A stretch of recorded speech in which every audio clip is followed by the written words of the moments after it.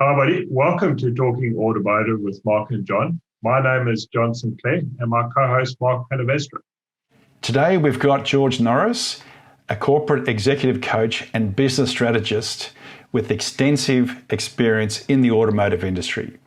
George covers off critical areas of leadership, the opportunities in the auto industry, and the key elements of developing a successful strategy for objectives, focusing on visualization and starting with the end in mind. Yeah, he jumps into a lot of depth around the skill set that you need to do and how to actually execute the strategy. So very interesting and well worth listening to. So let's jump into it.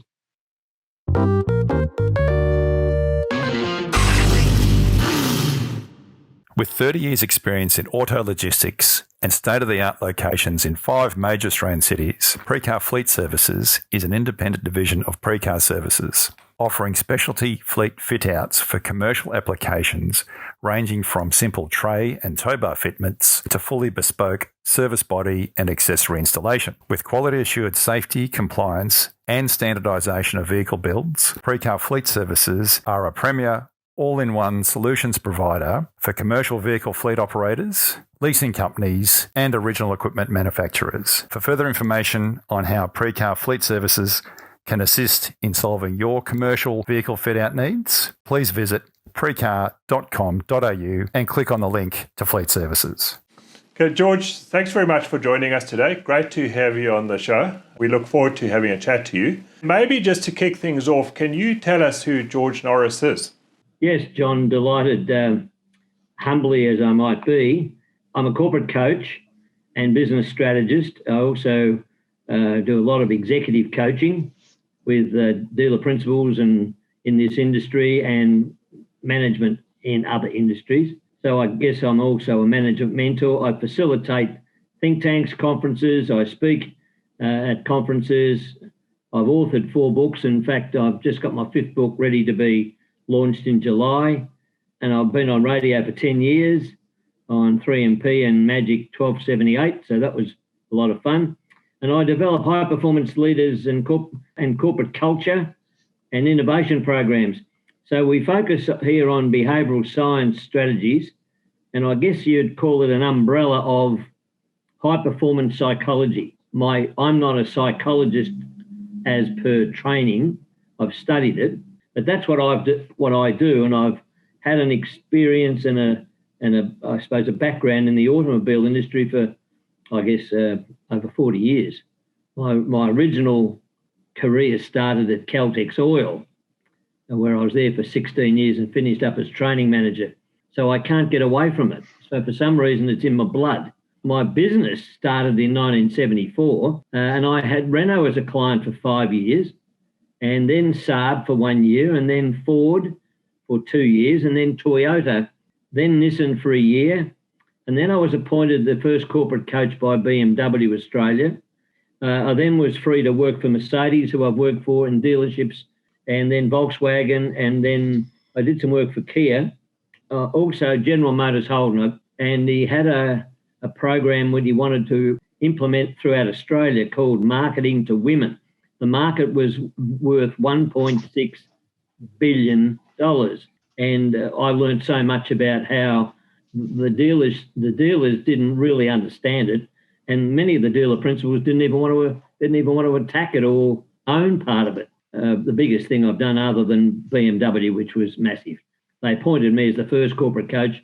We were sent to Munich for a 3-week course with the top educators from Europe and Germany, giving us information I'd never heard of before on quality management assurance, leadership change, psychology, and communication skills. So that's how I kicked off in the auto industry. And at the moment, I'm still wandering along doing work for dealers, mainly now, not manufacturers, although there's a new kid on the block coming. When that happens, I can't say who it is yet. And when it does, it'll be exciting stuff. That's incredible, George, because you raised a point there when you spent time at GM about marketing to women. And I know a lot of people think that must be so old hat. Surely everyone markets well to women. From a marketing perspective, you would think yes. But it's amazing. I still get feedback from clients that want to go buy vehicles who are, successful professional women who still get disrespected and disregarded in the dealerships, where they look to their father who's with them to actually sell the car to the father, as opposed to a successful 30-something-year-old corporate female who is well and truly within, has full knowledge of what she wants to buy, etc. But we still seem to be missing, there still seems to be gaps in the industry where the industry gravitates to, well, it has to be the male that's making the decision. Is that what you've seen?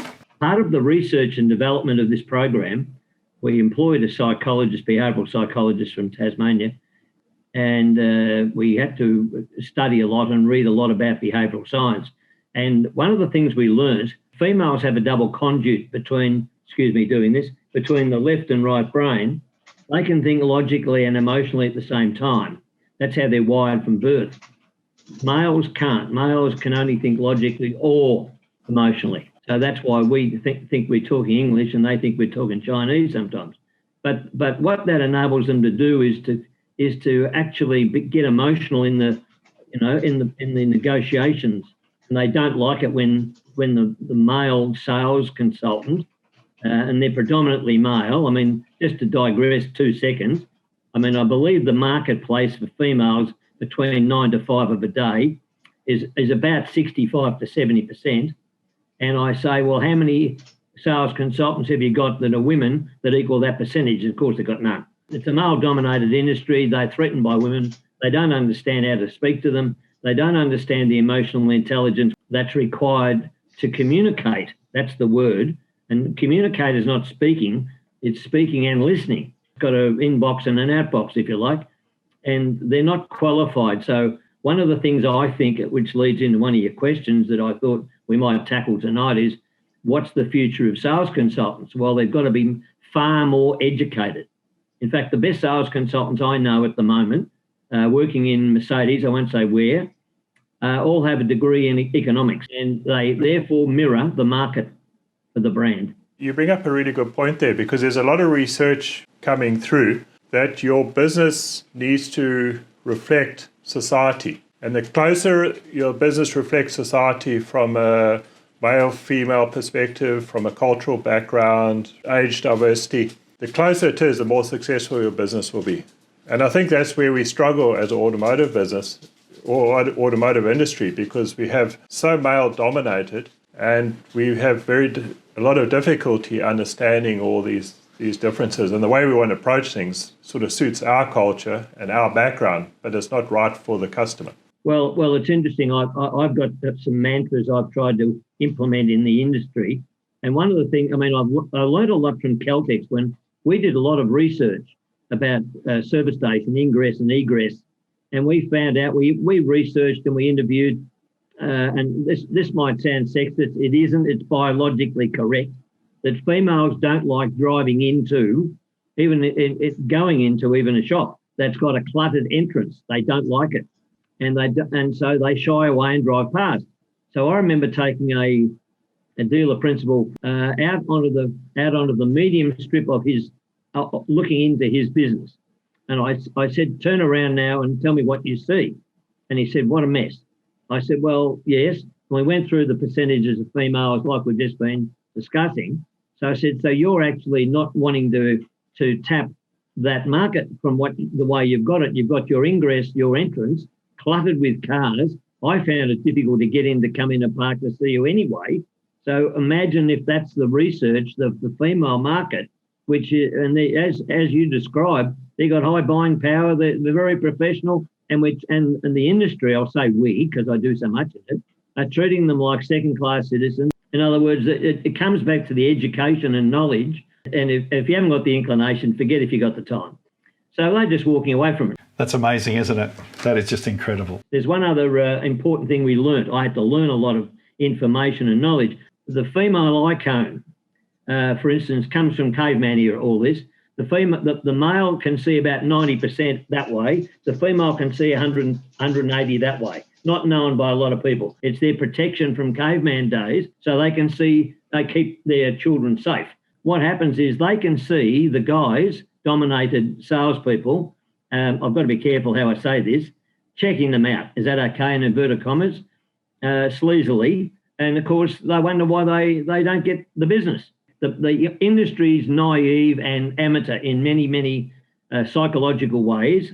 And so the best salespeople are the most educated in a whole range of product psychology, communication, behavioural science, emotional intelligence ways. That's incredible, George. So I'm keen to ask a question around, you've got a vast experience in the auto industry, plus with Caltex as well. What do you see as the biggest challenge that car companies and dealers face? The biggest challenge, I think, at the moment is to lift the credibility and ethics and honesty and image of sales consultants, because they rate every year in the community corporate world for that rating. They rate 30 out of 30. So they're at the bottom. Retail estate agents are just above them. So today you need to be better educated. We've got to change. You've got to be more educated today, because the salespeople who understand that, see, they're more educated. Everyone's more educated, and you could argue we're over-educating the community. So we have to train and educate the salespeople better. And the word that's not out there, so I'm doing that. That looks like a V. It's not a training session, so that's a V for value. Now they don't even, this is something that's an anathema to them. So at price, the P is the word they all live by. Well, my mother, when she was 92, could sell a car on price. All you need is a calculator. But, you just give it away. Is they've got to mirror the market of the make of car. And today I say this to all my clients, you don't sell anything anymore. You help people to buy. Now that behoves that you've got three things that you've got to know about. You've got to know product knowledge infinitely, and you've got to have communication skills to research the customer, to sell them not what you want them to have, but what they need. And so you've got to be able to research and communicate and develop what I call the emotional intelligence aspects, which I'll cover. You've got to be able to develop rapport and be patient and ask the certain questions. So my observation is that the manufacturers, this is possibly a bit provocative, okay? But I'm going to say it to you. Manufacturers know how to make vehicles. They have no idea how to sell them. They are left-brain, task-orientated engineers, and they're good. They're brilliant, and they're designers. All those people are left-brain, and that's task-orientated. Selling cars, if we call it, or helping people to buy, is a right-brain soft skill. So they're not good at it, and that's not to say that they're bad people. It's just that they're not cut out. I mean, a good classic example is, and I used to have discussions with the manufacturers I dealt with. Why would you build a Taj Mahal dealership to sell your products when there's no car parking to stop to go in and buy it? Now, see, if you talk to Bunnings, Bunnings will not build a Bunnings unless the same area of a Bunnings is available for car parking. If you go to, I challenge anybody watching, you can go to the best dealerships in Melbourne, try and park. There's parking for, if you like, 10 cars, if you're lucky, or 20, and they're in the street, people don't know where to go. No, I've experienced it firsthand, and even though you're visiting the location, actually parking down the road. If you're in business today, you've got to know how your market gets to you. And if your market gets to you by car, you better have a place to pull up. That's what's happening when we've got task-orientated people, by saying that's the biggest challenge, is to understand what business they're in. They're not in the car manufacturing business. They're in the continued motoring business. They're in the status business, the recognition business. So the biggest challenge they've got is to change I call a paradigm. So what we've got to do is realise that the way we've been, I'll use the word which I hate, selling cars and closing deals, when I hear that, that's an old paradigm that went out in about 1950, but it's still there today. And so manufacturers are brilliant, making these brilliant cars, and the people selling them, God love them, they're beautiful people. They're not educated enough to sell them, one, and two, the manufacturers and the people, the investors. So the investors are building these I'll call it Taj Mahal dealerships where you can't park. Mercedes are now actually going to try and change the paradigm again, but they're going to bring in, or they're wanting to bring in, the agency model where they own all the product, where the dealer doesn't have a floor plan anymore, doesn't finance any cars. They're all theirs, and the salesperson will be helping people to buy. That I won't say sell because my mouth gets dry. So we'll be helping people to sell these products to the consumer, to the prospect, and the price is set. They'll have to be educated. They'll have to know about product knowledge. They'll have to know how ABS brakes work, for instance. So when you don't know how something works, then people don't believe you and they sell price. It's going to be a paradigm shift. That's what I think the biggest challenge is for the manufacturers. George, it's interesting what you're saying about the dealerships, because I work for a large brand in Europe. Part of the requirements, every new dealership we put in, if the vehicle sold so many units, we had to have so many parking spaces for sales customers. And for service, you had to have so many service bays for service customers. So it was a very definite requirement there. And we made to enforce that. And it had to be demarcated, had to have signs put up, so that parking was all available. Well, I saw that, John, when I was being trained and educated by BMW in Europe, in Dusseldorf and others, Regensburg and Munich, etc. But you see, where I find that's an interesting comment how you said that. I mean, I can be a bit provocative and intelligent. How do you know how many car park spaces you're going to need until you open? Well, you've got to project it. Obviously, I know where you're going, because you can't wait until you do business and then say, "We'll have car parks," because that means that's the chicken and the egg. It's backwards. So you've got to be able to build a place with capacity so that you can do it when needed. So you've got to have more land than you think so you can extend. Therefore, you've got to have a different paradigm of thinking by local manufacturers. And the word I'd use, Europe are very sophisticated. That's the word I'd use. They're highly sophisticated. Look, Australia's a backwater of the world. We're down near the Antarctic and we're 2%, right? So we're babes in the wood when it comes to sophistication of this market. In Dusseldorf, I was on the mezzanine floor watching the sales floor operate. I noticed that the salespeople, after they helped people to buy one, they then took the person who they sold it to over to a salesperson, a lady usually, and I said, and then the salesperson would go back about his business and leave them with this other person. I said, "Can you tell me what's happening there?"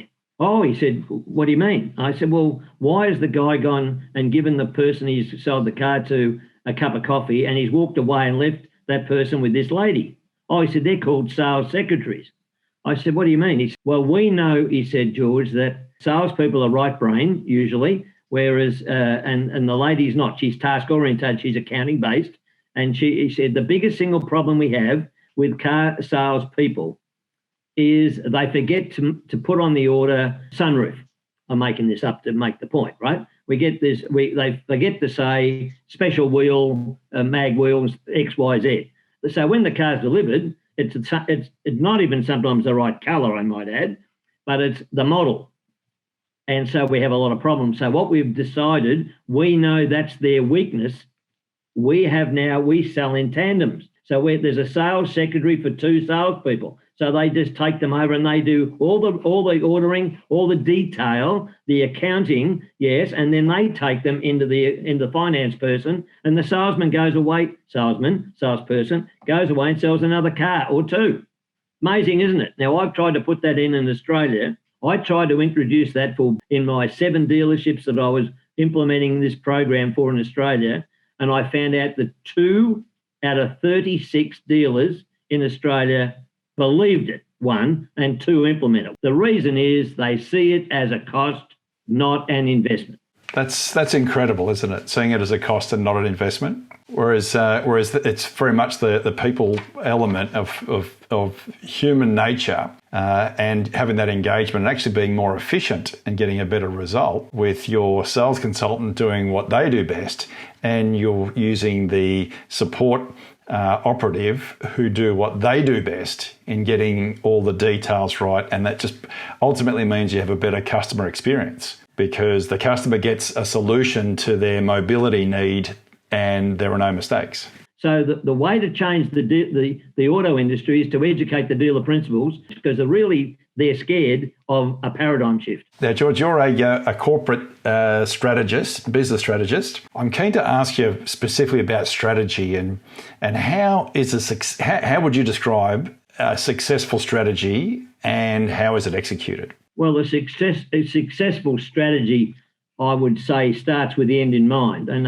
it's a bit like Stephen Covey's 7 Habits of Highly Effective People. I mean, the first habit is to start with, be proactive, do something, so you have a strategy. The second thing is to say, what do I want to achieve? A good example of this is how Jack Nicklaus, it's a bit of lighten up the show, about how Jack Nicklaus played golf. Every time he practiced on the practice fairway or every shot, no matter where it was, he visualised the end result first, where he wanted the ball to finish. Secondly, he then visualised how it would get there. And lastly, he visualised the action he required to make the shot happen so it would happen. So you've got to say, what do I want to achieve? How is it going to happen? And what's the action plan? So it's executed by involving all the relevant employees and explaining why the strategy is necessary. It's interesting. I coached and mentored is probably a better word, Neil Danaher. And this is something he said. He said, if you want people to change and implement a strategy, the one thing you have to tell them, which is non-negotiable, is why. You have to tell them why you're doing it. Otherwise, they won't buy in, they won't embrace it, they'll resist change. You've got to have it's got to be launched, a strategy with an action plan that enables the strategy to achieve the desired goal. And it makes all parties responsible and accountable. They're words that a lot of people find awkward, don't they? That means actually I'm vulnerable and transparent and you're going to check what I do. So you've got to have everybody feeling responsible and accountable with their specific roles, deadlines and outcomes. And it's an opportunity for anybody implementing a strategy to implement a critical path. You want to build an airport, and the planes are going to take off we'll make it up to make the point, on the 31st of December. So there's no point having it ready on the 2nd of January. I'm being silly to make the point. You work backwards and you say, well, therefore we need to start with a buffer and we can do certain things at the same time as other things. We can be making lights and other things at the same time as we're pouring the concrete. So there's a critical path that you have to, but there are certain points where the lights have got to be installed in the concrete. So if you haven't poured the concrete, yes, there's certain it's called a critical path. Now, a strategy needs something like that. For instance, launching a car, which I did for Toyota on ice, had to be launched on the 16th of April 1985, not the 17th. So we had to work backwards for 18 months to plan all that.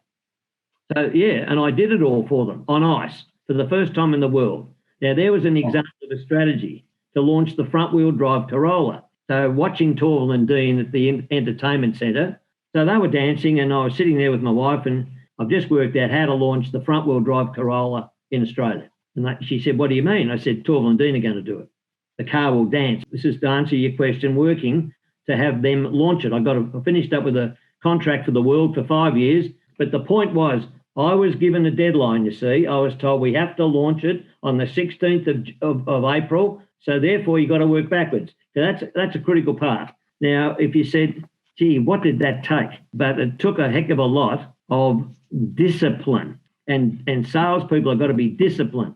And service people have got to be disciplined. And service advisors have got to be disciplined. But the most important person that's got to be disciplined is the dealer principal. And I hate those words. It should be CEO, because dealer principal implies he's head of deals. And that means cutting the price.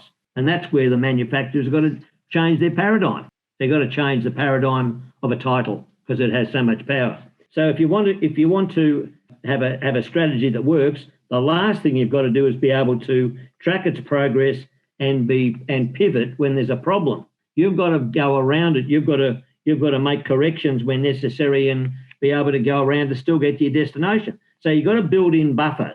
So a good strategy has buffers. Coming back to the critical path, you've got to build in buffer, because if you don't build in buffer, you die. Sometimes there's no buffer. Yeah, you've got to just rock with it. Like, I know a dealership launched its 40th birthday celebrations the day or the week before the Grand Prix in Melbourne 2020. It was cancelled.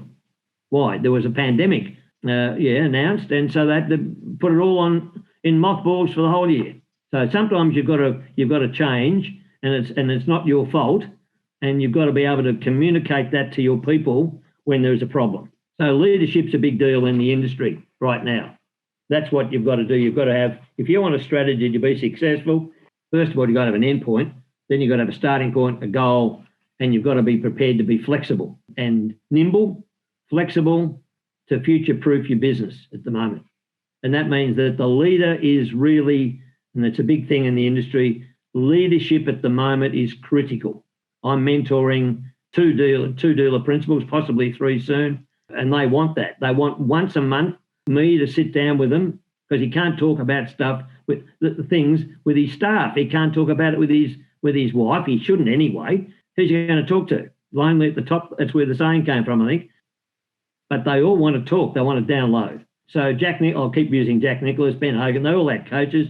The singers all had coaches. Athletes have coaches. Usain Bolt had. It goes on and on. There's a good example of a strategy. You ready? I'll give you this. This is a beautiful one. What was Usain Bolt's goal? I'll tell you the answer.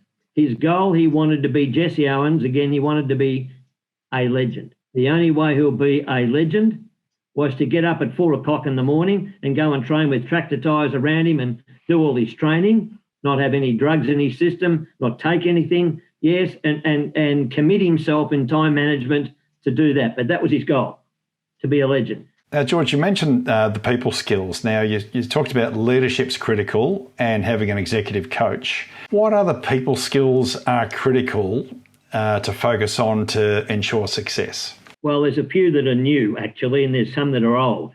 Especially today, everybody in the industry that's involved with touching a customer, if you like, I can say that in inverted commas, interacting with, needs to have high emotional intelligence. Now, and we have a lot of accountants, IT, engineers, parts, interpreters, solicitors. Those people are task oriented. So there's 5 areas of emotional intelligence that are critical. Critical means non-negotiable. The first one is self-awareness. Do you know your effect on other people? If you're with somebody at dinner who's talking loudly, you understand what I mean. The whole restaurant turns around and looks at them. Self-regulation is the second one. Shooting from the hip. Self-control. Do you yell and scream or, give people quick answers without thinking and often emotional? Or do you use the 24-hour rule? You don't answer for 24 hours if it's emotional. You just don't. You can answer an email, but you put it in the draft. The third one is motivation and organisational effectiveness.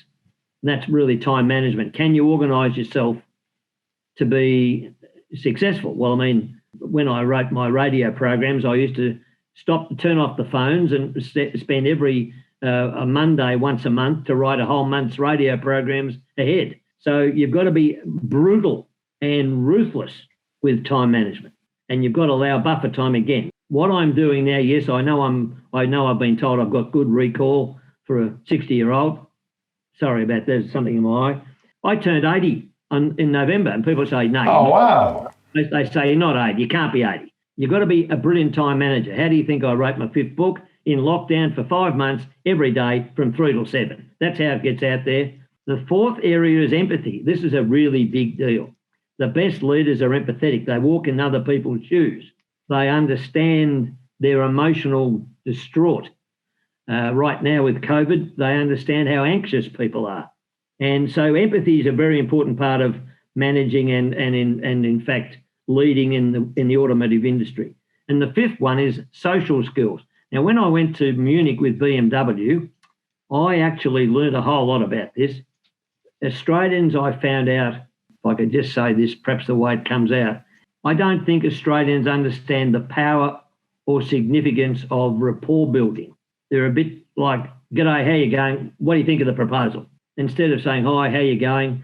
Look, you're a Collingwood supporter." I'm making this up right now. "You're a Collingwood supporter, Mark. I don't know who you are. What do you think of Buckley going? I hope he's good. Gee, you did well." But making some, they call it small talk. "Oh, that's a waste of time." No, it isn't. It's getting on the same page as the person you're with. Now, in Europe and America, in the sophisticated communication countries, they see rapport building. He's nodding your head, John. I know. They see rapport building as an investment in a relationship. Many of our people see it as a waste of time. The next thing is networking. How good are you at networking and having your network, keeping it relevant, keeping it buoyant, relevant, new, alive, vibrant? There's a better word. And the other thing that's happening at the moment is leadership, and this is sales management, parts management, service management, after sales management, panel shop management, and dealer principal, I hate the word, CEO management. You have to be able to influence and persuade people for their reasons, not yours. For their reasons, not yours. Because otherwise it's dictatorial tell instead of finding out what they want and then going with them, sort of arm around the shoulder. Emotional Intelligence was written by Daniel Goleman, who's a professor at Harvard about 20 years ago, and we're about 15 years behind America, whether you like it or we don't, and we have to pick up on this. So left brain people need their left brain hard skills or task skills. They need soft skills. This is part of your question. Now, to be a high-performance leader in today's world, especially with COVID-19, you need to acquire and be equipped with right brain soft skills. Now, sales, PR, training, psychologists, they're more innately equipped with that. You can train people with accounting and whatever. You've got calculators and you've got computers and you've got equipment that can help. But it's a really big skill to be right brain soft skill. When I was working with Neil Danaher, for instance, I can say this now, he wouldn't mind. He told me he thought he was along the scale of 0 to 100. Left brain right is 100. You got that? He thought he was about 25 and he wanted to be about 75. So I worked with him for 3 years to help him understand certain skills, and he finished up being called the Reverend, as you know. That's it, and that's where leaders have got to develop soft skills. Now, to do that, you've got to be patient. You've got to have self-deprecating sense of humour. You've got to not take yourself too seriously. Say, "I say I'm 80, I don't care." Well, there you go. True. You've got to be prepared to laugh at yourself. You've got to be a great time manager. You've got to be a good listener, not a hearer, a good listener. You've got to have a better understanding of high-performance psychology, especially how the human brain is wired. Now, that's a big thing. So the story I told you in Dusseldorf about the salesperson and the sales secretary, you see, they're so sophisticated, they know this stuff.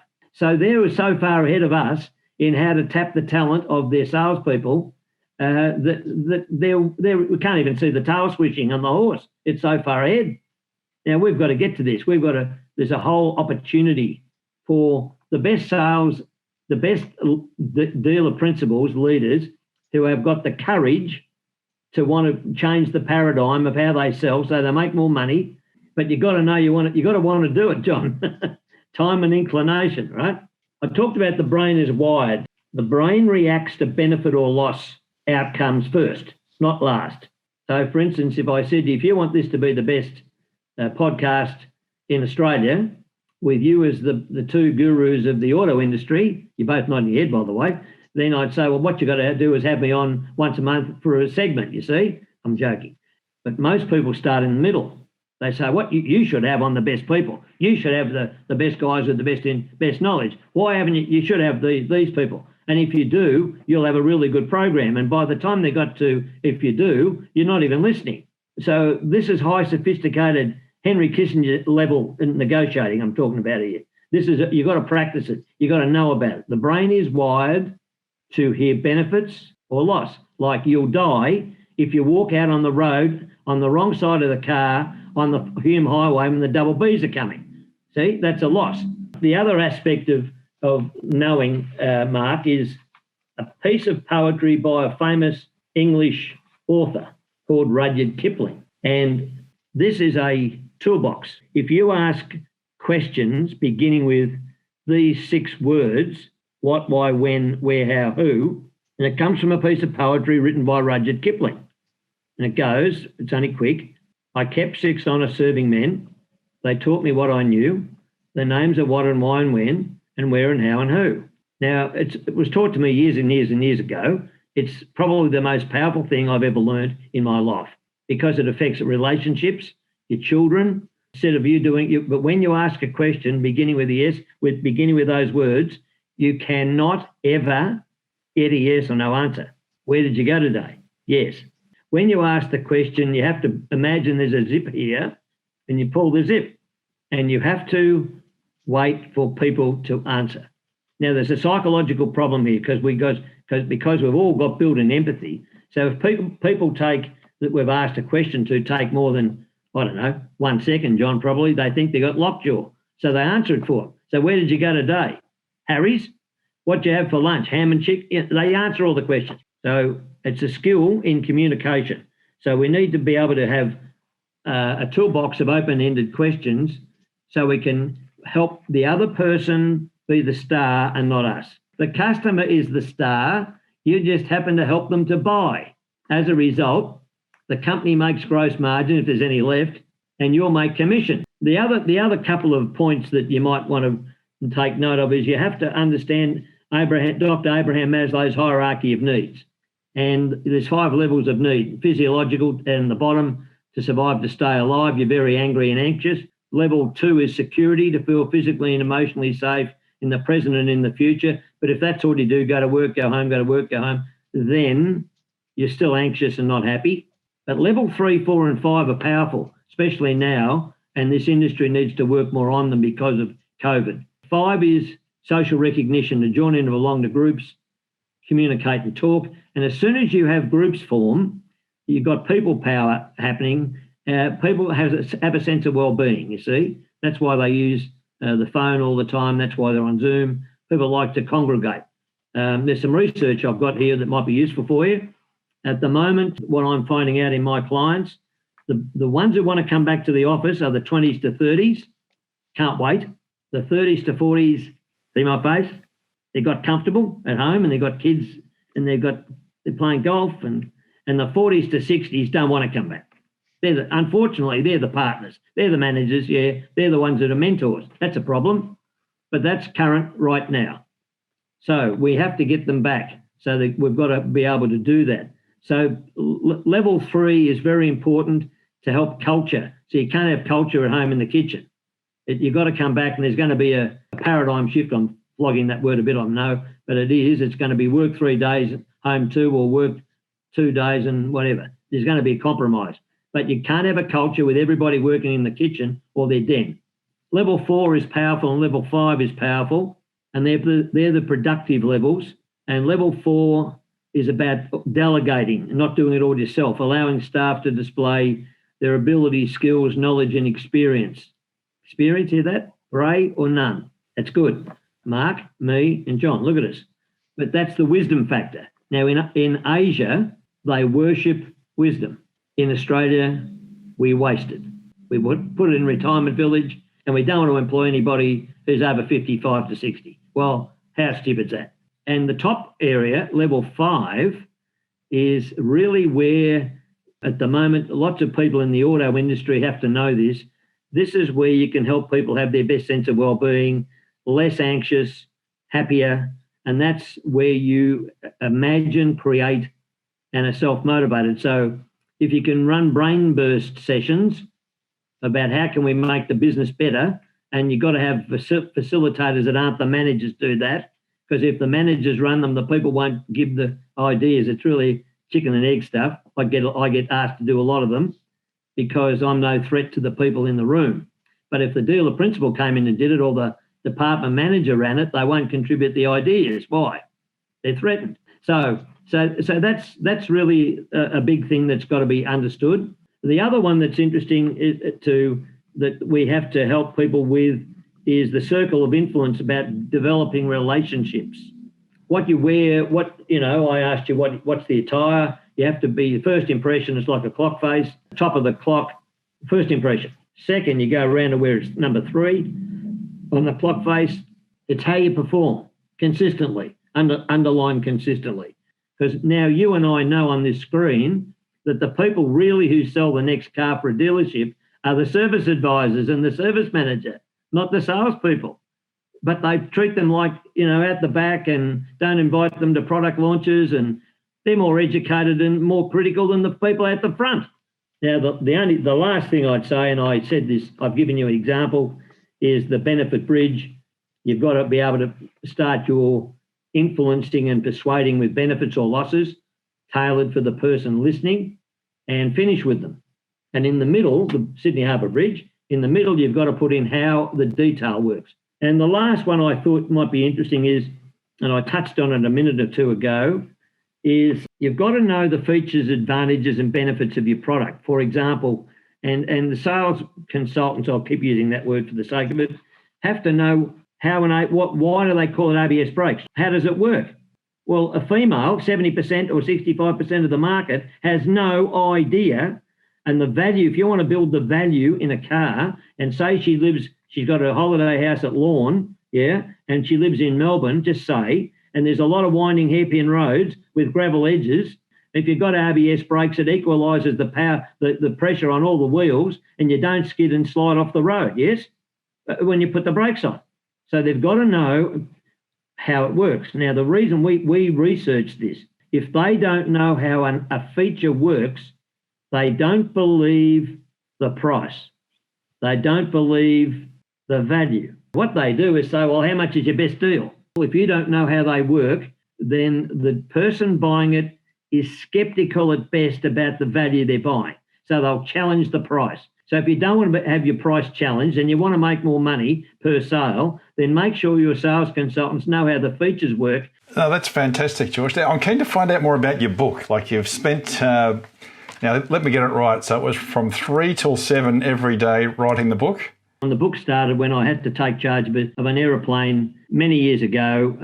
I was 38, it was my birthday, and I had 165 people on board, and we left Bali on the way for Sydney, and I was called up to the flight deck because I was going to take up people on the flight deck, which you could then, and I was called back to say they'd lost the use of the tail engine. We landed in Jakarta instead of Sydney at the same time, and I had to take charge of the plane. I had to negotiate for accommodation, transport, meals, everything. So I didn't sleep for 3 total days, and I was going to write the book on that because we got home, and when I got home, I slept for 16 hours, 14 hours and 12 hours. I didn't realise I could do it, you see. This is the point of the book. The book's called Fragile Power. And when I thought about it, I thought, we've all got power, but it's fragile. Now, if ever you wanted to have that being ripped into you or brought home, it's COVID-19. So I started to write this in lockdown. And then when lockdown continued, lockdown 2, I thought I might as well, I'm at home, I might as well write my career when I started at Caltex, because that's the client I took away on this trip. So I wrote my career for 16 years at Caltex. And then we had lockdown 3. So I thought, when I changed my vocation to the corporate coach, that happened in roughly 95, I thought I'll write that. So I've written 3 parts to the book. It's called the Management Cadet at Caltex, because that's what I started as. The Intrepid Entrepreneur, starting my own business with $500 and no clients. And then I was invited to be the mentor for Neil Danaher and for Peter Schwab. And then Neil Craig came over from the Crows, been now coaching and mentoring Neil. And then one day he said to me, about 3 years ago, we went and played golf one day together. We've become friends. And he said to me, I've been asked by Eddie Jones to be the high performance director for the England World Rugby team. What do you think I should do? And I thought and thought and thought. So when we pulled up at his house, he said, okay, so what do you think? So I said to him, I've got to ask you 3 questions. What is Carlton? He said, it's a suburb of Melbourne. I said, good, who runs it? The football club is run by a president. I said, okay. I said, what is England? He said, it's a country. I said, good. And who runs England? And he said, the Prime Minister and the Queen. I said, I'll see you later, Neil. Goodbye. John Bertrand, the skipper for Australia 2, has very graciously written the foreword. The future's bright for the industry. COVID-19 has promoted people to buy cars instead of going on travel. They've got to feel good about themselves and they want to be less anxious, John. So they're walking out the door at the moment. They've got it so good. Electric vehicles, I think, are a dichotomy, good but bad. I know male drivers want power and exhaust noise. In fact, that's even in the latest Mustang Echo engine. They've got it built inside in the cabin. You can hear the exhaust, which doesn't exist. Batteries are a global toxic problem and not solvable at present either. That's a big thing. And a lot of people aren't thinking about the ramifications. So the auto industry has a lot of thinking to do, I think. Manufacturers at present, I think, are waiting. They're waiting and they're wanting to be perceived as responsible global community citizens. And so are governments. So they're marketing change to electric, but I don't think it will happen for a long time. Refueling, charging is it's going to be a problem for a critical mass change. So they've got to solve that problem first. I mean, fossil fuel versus wind versus sun. They're now finding out that in some countries, when the wind doesn't blow and the sun isn't out, they haven't got any electricity. They want to do this for climate change. I know they want to do that. So people will always want, I think, to reward themselves with a new car. People will keep rewarding themselves with cars, which is the second biggest investment in their life after their house. So I think that the industry is in great shape. It's just got to look at itself. It needs to hold a mirror up to itself and see how it can change for the benefit of itself so it can have a sustainable future.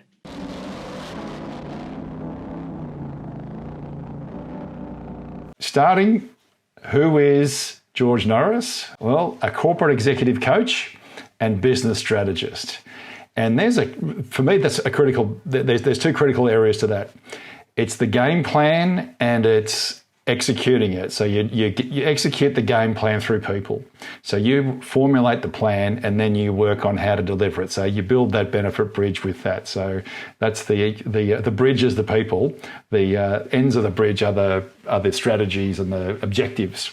And when we look at what you do, you mentor, you take organization, take people on the journey, and it's all about high performance. Yeah, you look at the clients you've dealt with, industry leaders, sporting leaders, coaches that have achieved amazing things, and leaders of people. And it's all about that paradigm, and you really honed in on that paradigm, because the status quo, if you want to maintain the status quo, you do nothing. But to do something, primarily, you need to move the paradigm first, and then the game plan gets formulated with that. So it's utilised in leveraging psychology and high performance psychology to change the behaviour of people, because behaviour is going to change everything. When you look at any data measures behaviour, no matter whether it's stock prices or whether it's car sales, it's behaviour, and it's changing that. What's driving that behaviour? And when we talked about the auto industry and specifically what needs to change and the biggest challenge, you mentioned the credibility and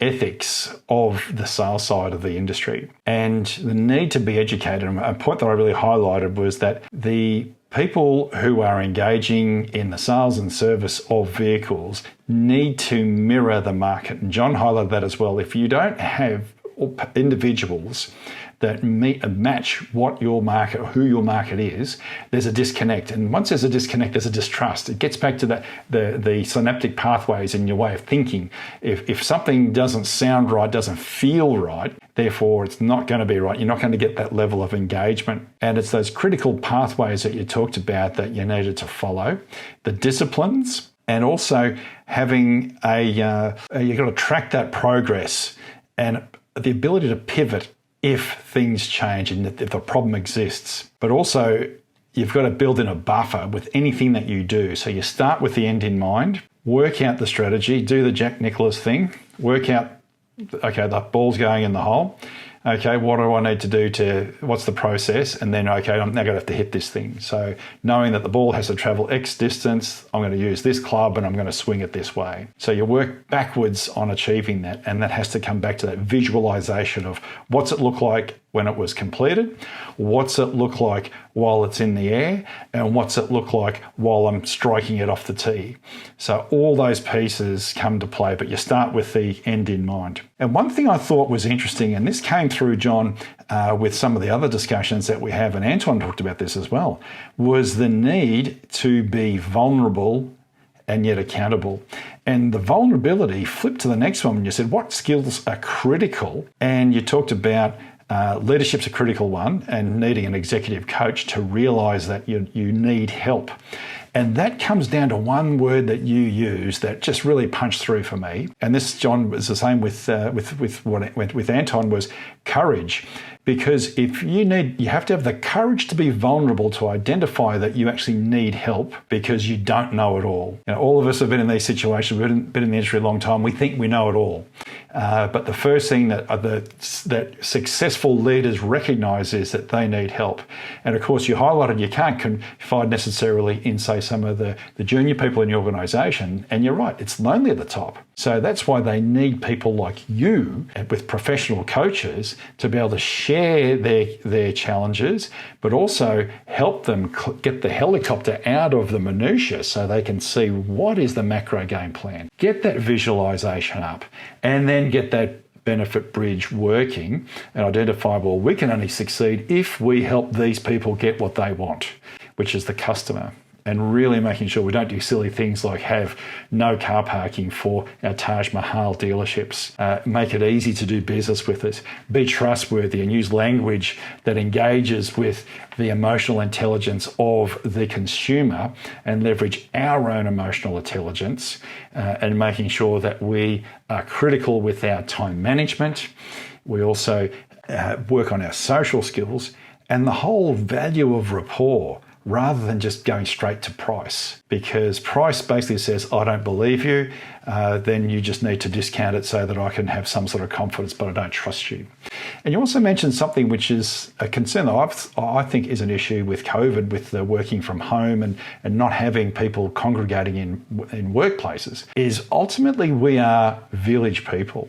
Which we've developed, the primal need is for us to engage socially. And if you're not doing the face-to-face, it's hard to build a culture, because this is where it gets back into that emotional intelligence. People do business with people, and people do business for people. And good leaders take people on the journey, and they've honed their soft skill side of their brain, which is the right side. The hardcore left brain, analytical, scientific process is fantastic. And the auto industry is really good at doing that. But it's those ones that identify and you once again use a coach to grow and develop your soft skills, get the better results. And that's how you get a competitive advantage over someone who is so purely left brain. I look forward to reading your book, because that sounds like a fascinating story. And George, I really thank you for coming on the show. Thank you, Mark and John. And I just leave you with one thought. Out of adversity comes advantage. It's just at the time of the adversity, you don't yet know the advantage. So when COVID came last year, no one knew the advantage, but the automobile industry is now tapping into that. Hopefully you've enjoyed the discussion with George Norris as much as John and I did. If you want to find out more, please reach out to either John Sinclair or myself, Mark Palavestra, on LinkedIn. Like us on LinkedIn and like us on our YouTube channel. Listen to us or download us on Spotify or iTunes. And visit our website at autocurrents.com. Thanks once again, and we'll see you again soon.